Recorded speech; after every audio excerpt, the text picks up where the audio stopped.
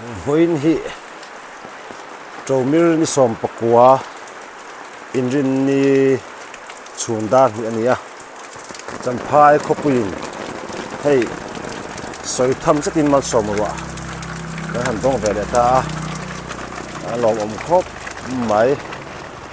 voin hi voin jing dar som pahni so pakhat cha ve chang khan alo sur ve chana champhai khua hi royen du lo khop me tui hok hei ati luang ve dam dam thamina sur ve ta kumin chung apoi mizoram hundanga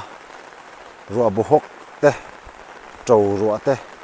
asur vak vaka hundanga cheda tam tak te a thlen lai po khan champhai hi chu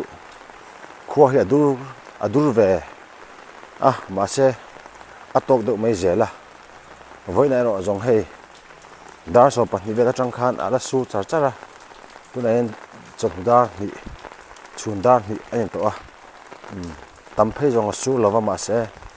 mi ti nong tham mi ti hu vek tham ro asur ve ni ve ni a hian champhai a hian kumina hian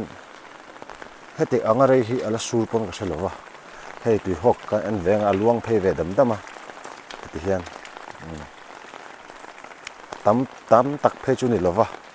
amaro chu soi tham zet ti ve te ang hu tham zet chu na sur ve a tin tun hi asur tam wang lai to lova asur tam wang lai chu som pahnih dar khat le ti chovel kha ani a tina gen tam vak to lova ni hei amaro chu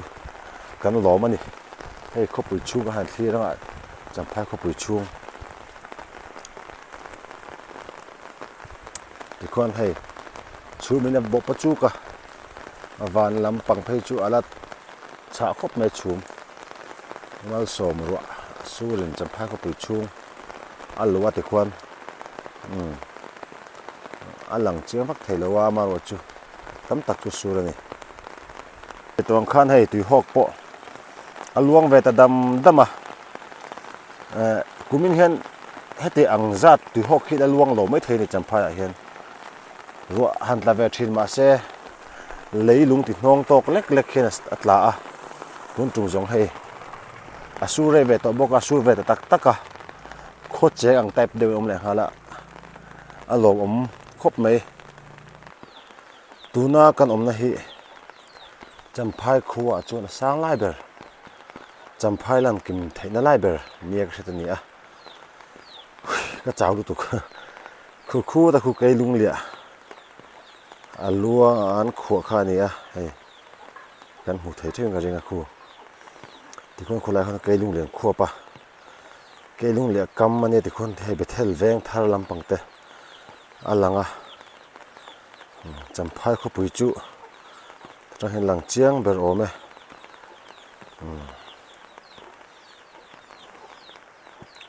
kho chet nuaya han ko varania mal som ro te tla a tam tak chu talova ro hi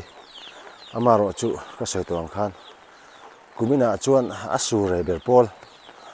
ani ve hial ome khot khu le enge bal tam tak kha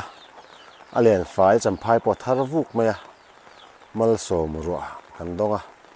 mal som na kan donga ni along om khop mai hei hi champhai khochin ri a van lampang khi chu khi ni ala lang lova tuna hen ro la tareng boka tam lo te te na tla ni hei champhai khua alanda ni a chu mina bo lai takin kala lang fi vak lawa hamaro champhai khochin voine mal som ro kan dong ve ani